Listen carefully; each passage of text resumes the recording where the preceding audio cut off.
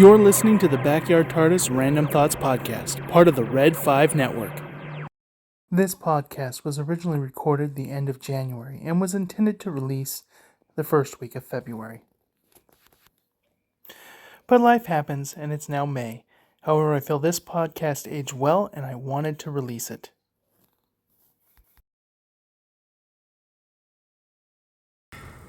Hey, this is Nicholas with the Backyard TARDIS, part of the Red 5 Network, and we're going to talk some comic books, which is why I've got my Batman mug from Danny with Comics and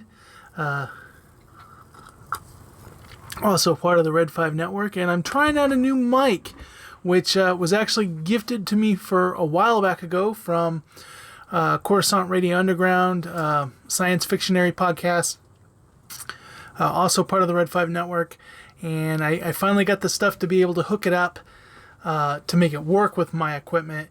So let's give it a try this time and see how it works using it with my phone. But anyways, wanting to talk some comics. I've been doing these roundups. Of course, I had a couple of weeks, took a vacation. I kind of wanted all this done, all my roundup stuff done before like the first week of February, and then I took a 2-week gap, and now February seems to be gone. But and then by the time I record this, edit it, it'd probably be the end of February when it comes out. But wanted to look back at comic book movies. Figured I'd handle DC and Marvel together, and I'm probably going to look at both 2023 and 2024. But more of my discussion is actually going to be about 2025 and what's coming up. So looking at that, I really fell off. Well, first off, DC never got on board with the Snyder Universe. Didn't like those movies. Saw Man of Steel, saw Justice League, Aquaman. Aquaman and Wonder Woman, the first Wonder Woman, were not that bad. They weren't great. Man of Steel was not completely awful, but it wasn't my thing. So just going there, I pretty much gave up on that. I saw The Batman. I had things I liked about that, things I didn't like about that. So that kind of, but it's been a long time since DC outside of animation has really captured me, which is kind of funny because I am more of a DC guy than I am a Marvel guy. I love Spider-Man. There's certain Marvel characters that I'm attracted to, that I like, and I've grown to love because of the MCU, but I mean, Batman and Superman, those are my main heroes. And Superman even more than Batman. I just love Superman, and man, that is going to bug me that keeps coming on. But I apologize for that. But, just kind of going through Marvel, I've also really fell off of. The only things I've seen recently, I saw the Doctor Strange Multiverse of Madness. I liked it. It wasn't perfect, but I liked it. Ant-Man and the Wasp: Quantumania, another one. I really liked that movie. I'm not going to sit here and try to say it was perfect, but I greatly enjoyed that. But outside of that, and Loki season 2. I would have put season 1 in par with those. Season 2, I think, is like amazing. I loved Loki season 2. Didn't see Agatha all along. Didn't see the Wakanda movie. Didn't see the Marvels. Didn't see Miss Marvel show. Did not like Moon Knight. Did not. I started and didn't finish. Whatever that show was with Nick Fury, Secret Wars. No, it wasn't Secret. Whatever it was, Maria Hill died, and I was out. The episode after that, I was like, is it going to be a fake out? And I realized it wasn't. I realized the show was not going places I wanted. And so I kind of bolted out of there. And then, just having people who don't really know me, the Deadpool and Wolverine movie, I was out. I'm not about rated R superhero movies. I don't really feel like they need that. Hold on, let me...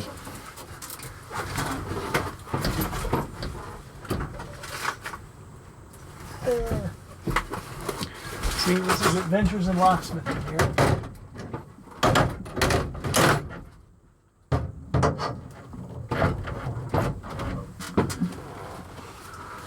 Hopefully that will get it. Maybe I will clip that out. Who knows how much editing I do to this. But, it's just, kind of not been feeling it lately. And haven't really had a chance. I know there's been some characters. I did like the Blue Beetle movie. Once again, not perfect, but actually, I think had they not tried to put it into the larger DC universe, I think Blue Beetle was a great movie.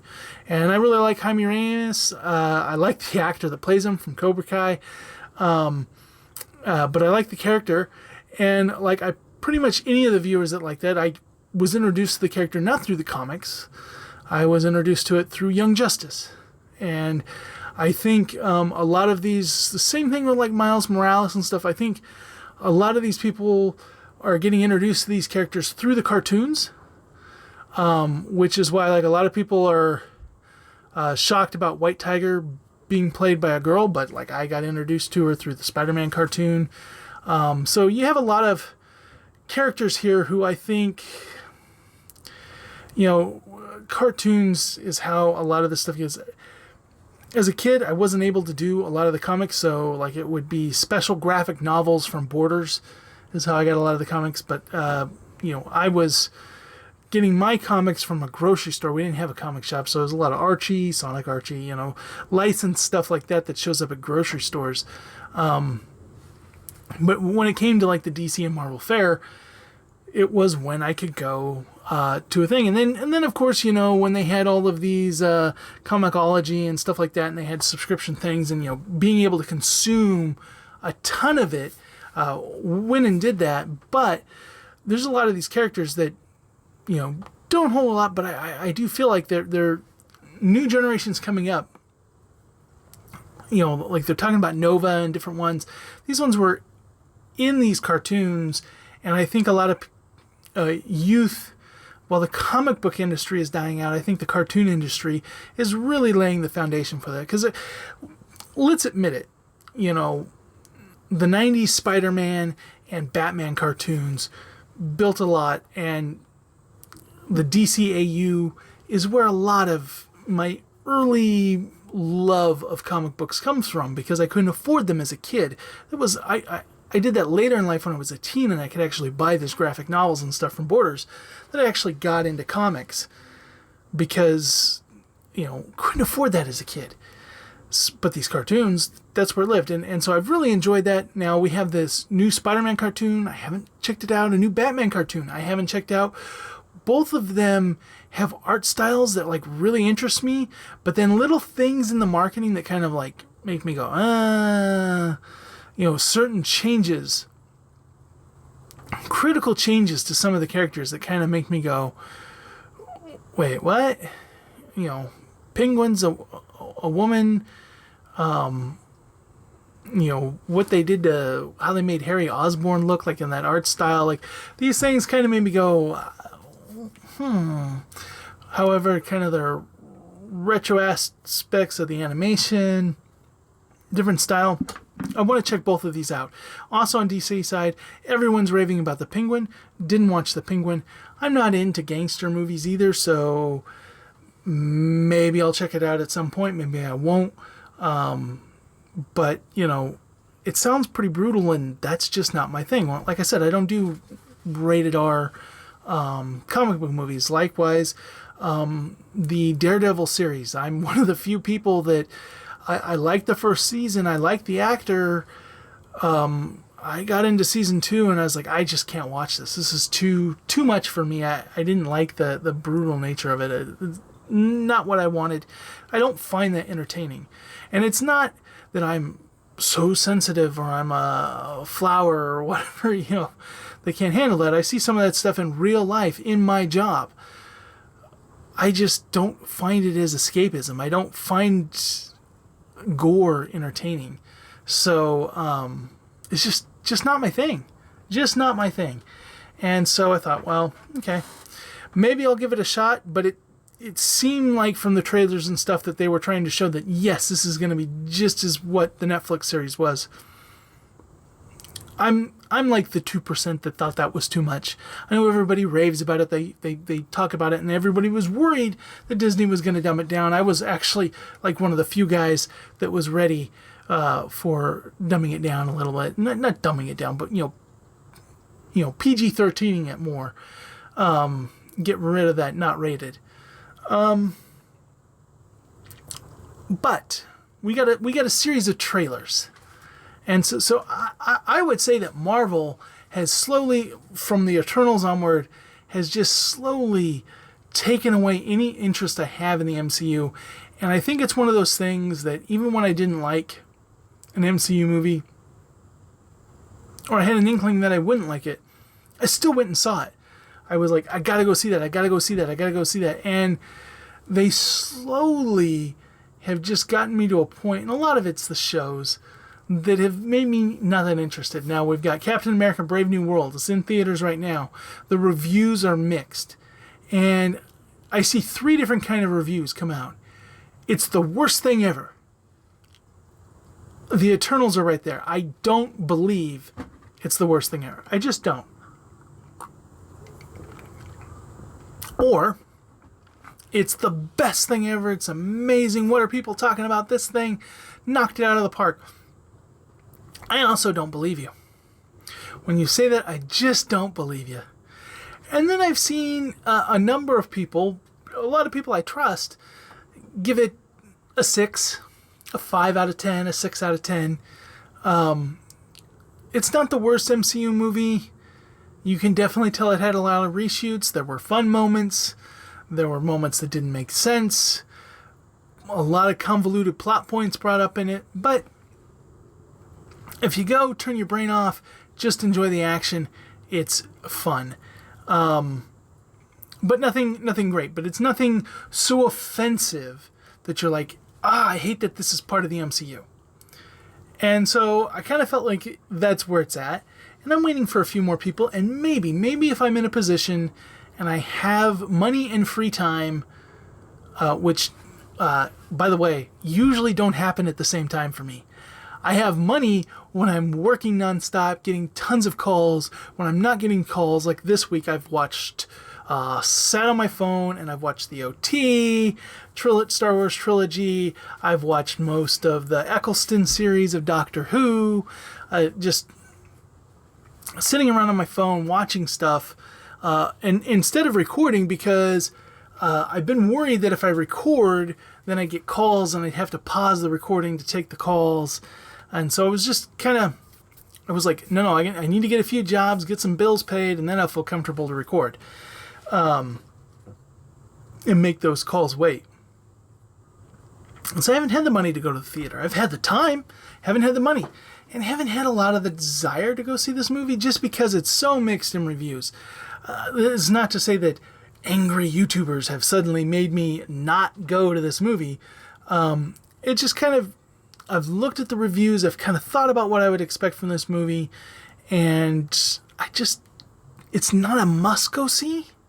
That said, I'm interested in watching this one when it makes it to Disney+.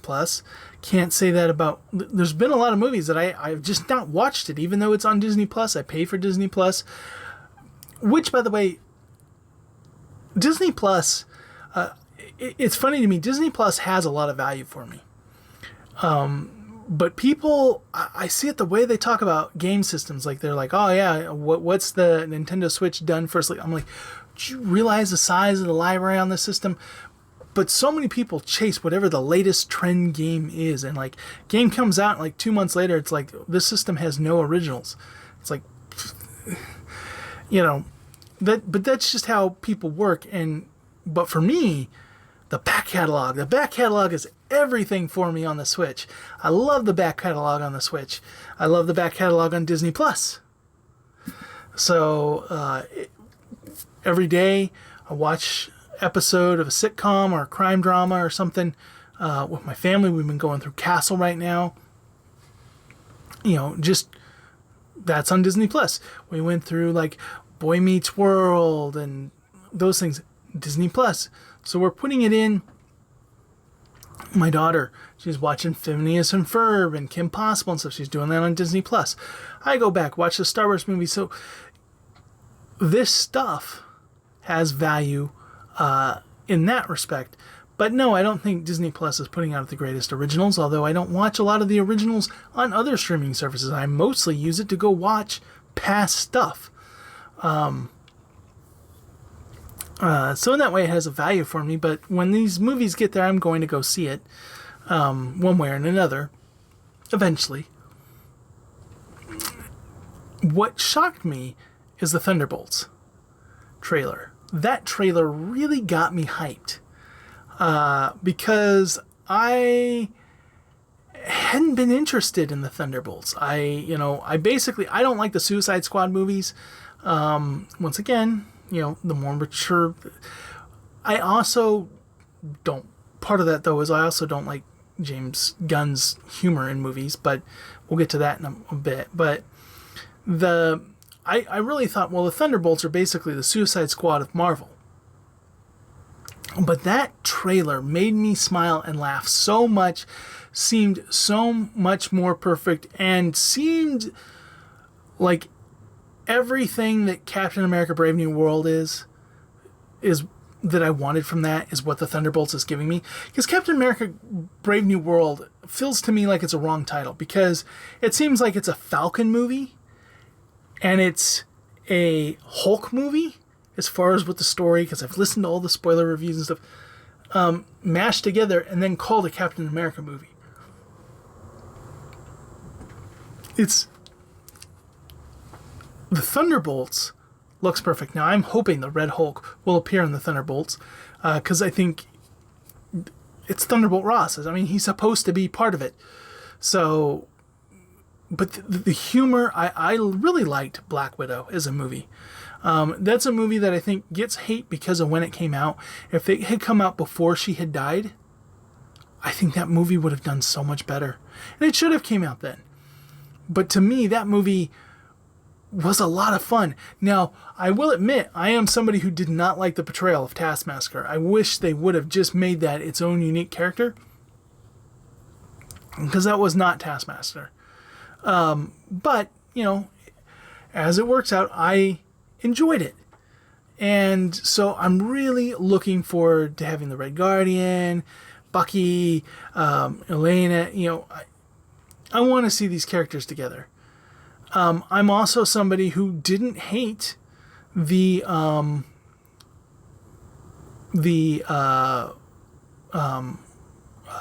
Falcon and Bucky show on Disney Plus. I thought it had problems. I thought a lot of those problems came to COVID rewrites, but I did not have the visceral hatred reaction that most of the internet had. So I feel like I will feel about Captain America Brave New World a lot like I felt about that.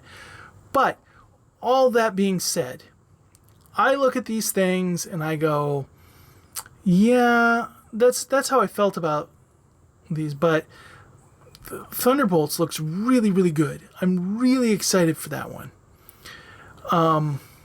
Let's see, what else do we have on them? Oh, the Fantastic Four. Now, the Fantastic Four, I loved the retro style in that, but you know what I didn't like?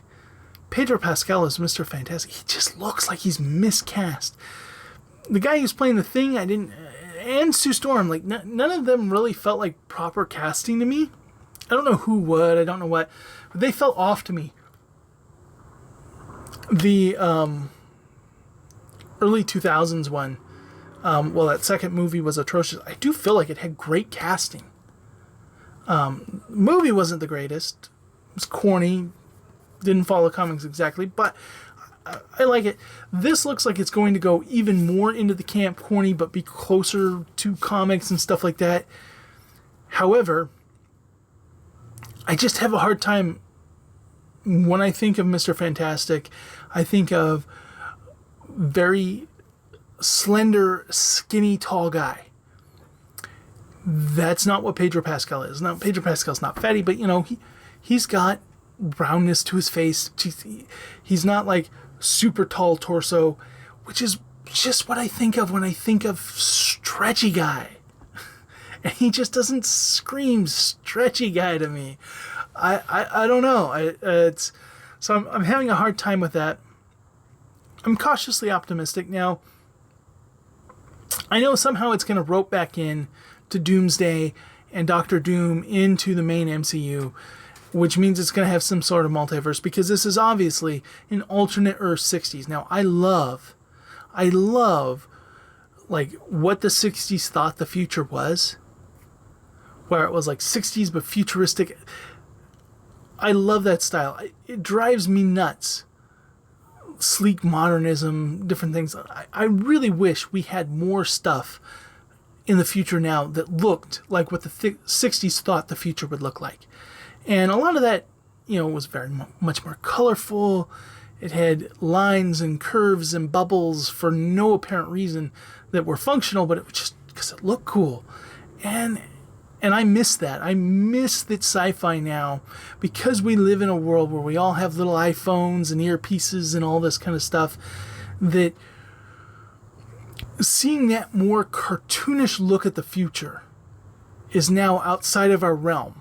We've become too much the future now, and we've lost the ability to imagine technology beyond our reach, other than like some hard sci-fi like faster than light travel, teleportation, stuff like that, food replicators, shields, lasers. But as far as like gadgets and gizmos and ways we lived our life, in the 60s they thought we were going to have little robots brushing our teeth that would fly around and do stuff and all that. And that goofiness has gone away from sci-fi. And I miss it. I miss it so much. So I'm really hoping this movie will deliver on that. But I'm just not sold. I don't know when I'm not sold. Now, flip side, let's go back over to the DC set things. I love Superman. I don't like James Gunn. Now, it's nothing about why he was trying to be canceled, some inappropriate jokes he made years ago. I've actually never gone and looked and seen what those jokes were. I know they have something to do with pedophilia or something, which probably just got me my video in trouble because I said that word. But I have no interest in finding that. I don't hold people to a joke they said 10 years ago or whatever. I am going off of the superhero movies he has done. I don't like the Guardian of the Galaxy movies. I'm sorry, I don't. I know everybody loves them. I've only seen the first two. I've not seen the Christmas one or the third one. They're fart jokes. They're losers. And the fact that you have like the Defenders and they're like the street level, and then you have the Avengers, they're like the planet level, and then the Guardians of the Galaxy are supposed to be like handling like the universal galaxy threats, and they would totally get their butts whipped by the Avengers. They're lower tier heroes, in my opinion. And I've just never thought they were cool in the comics, and I didn't feel like they were cool in the movies. I didn't like how Thor Love and Thunder felt like it wanted to be a Guardians of the Galaxy movie. I only saw part of the Suicide Squad. Once again, don't do the rated R superhero movies, but I wanted to see, because I really like Nathan Fillion. I like the guy who played Murdoch in the MacGyver reboot. He was Polka Dot Man, and I liked that Peter Capaldi, the Doctor, played the Thinker. And so it was like, oh man, I'm going to have to watch this. So I watched part of it. I cannot stand that guy's humor. And the clips and commercials I saw of Peacemaker, I don't think Danny loves Peacemaker, okay? This is what I love about the Red 5 Network. We can agree to disagree on things. I think that's some of the worst stuff ever put to film. It's, oh man, they're like, I do not need dick jokes in my superhero heroes ever. I do not like that kind of humor, and I really don't want it in my superhero content. So, go off and make your own things for that. Don't invest that into our comic book movies. That's just my opinion. But so I look at that, now he's been playing around with these lesser known heroes, villains, and it's okay. But Superman I want to have handled with a little bit of dignity.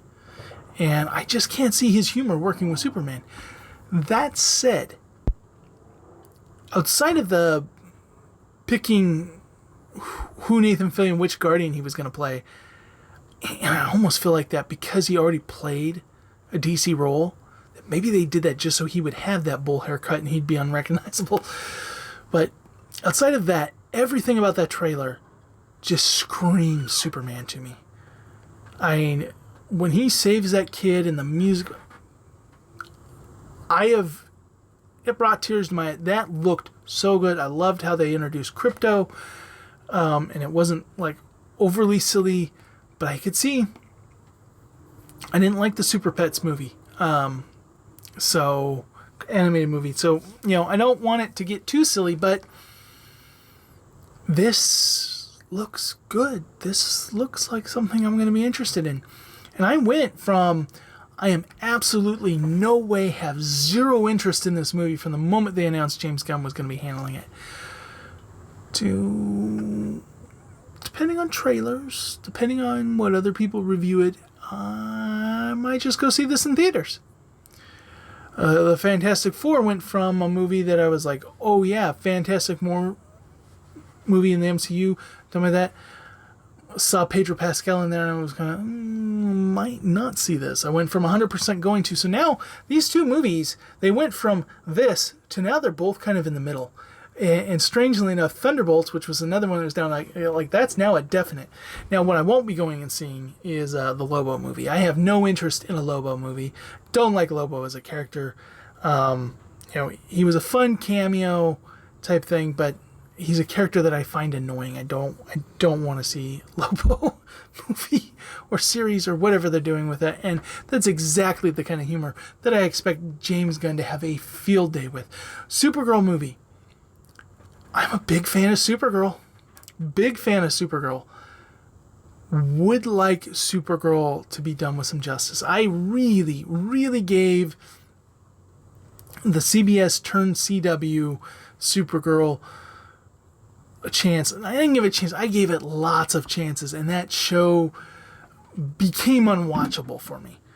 But, I like Supergirl.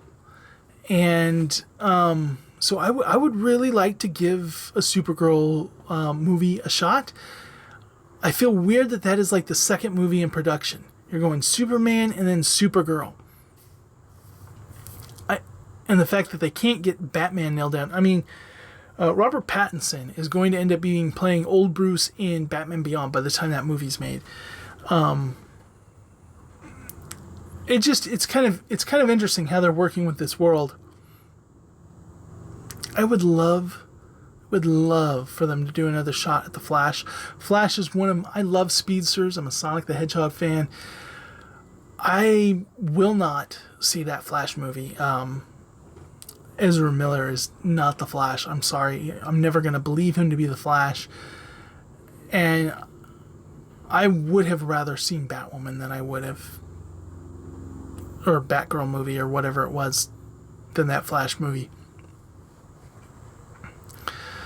So, it's kind of odd that it seems like they're all in on Superman. I'm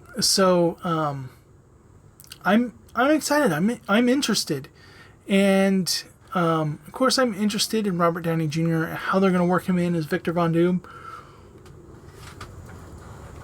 Is he Victor Von Doom, or is he Iron Man renamed into Doom from another multiverse? What are they going with there? Interested how they'll do that. Interested how they eventually bring mutants into the universe. But it's interesting. I'm getting back into superhero movies now. I saw that they're thinking about making a Hancock 2. I'm sorry, but looking at the state of tons of superhero movies bombing in the box office right now, why does Will Smith's agent think that another Hancock movie would be successful now? It wasn't successful when superhero movies seemed like they were slam dunks at the theater. Why would they think that now, when like we see a ton of them failing at the box office, that now is a good time to come out with a sequel to that? I don't know. Now, animation, like I said, I'm going to check out the Spider-Man, I'm going to check out the Batman, get back to that. But I really, after the 97 X-Men, I really wanted a 90s Spider-Man cartoon.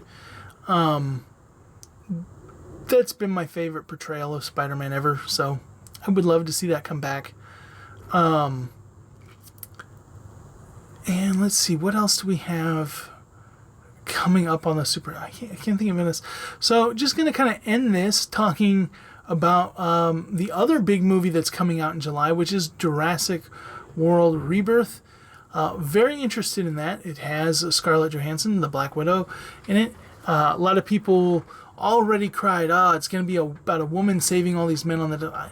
I'm sorry, she's a very fit woman. I don't have a problem with her going around, just like I didn't have a problem with Angelina Jolie being Tomb Raider. It's... I love the Jurassic movies. Now, what's funny is a lot of people feel like the last two Jurassic World movies really let them down. As someone who's a book fan, I thought Dominion delivered on what the heart and soul of the franchise is. The problem is that Hollywood has changed what the heart and soul of the Jurassic franchise is, and they've made it solely about giant dinosaurs just eat people, which is cool and it's fine and that's great, but the book is so much more.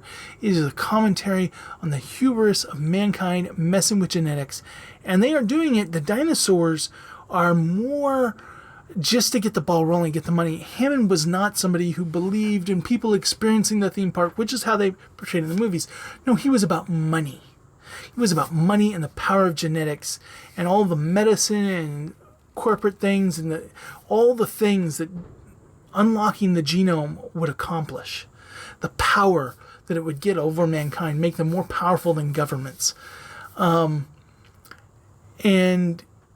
so all the stuff with the locust was 100% storylines that were the kind of storylines that were in the book that Michael Crichton wrote. And not specifically locusts, but the dangers were not just dinosaurs. That was just a backdrop for the action of everything going wrong. But it was so much more than that. And so I felt like that movie was perfect as a Jurassic Park book fan. I thought that movie was perfect. But audiences are like, why are we dealing with giant bugs? We have dinosaurs. We want to see dinosaurs. And the big thing is to set it up so that dinosaurs are in the real world. They're not just trapped on an island. And then the movie time skipped to a point where they gathered them all up and they put them in this sanctuary place. That was a mistake.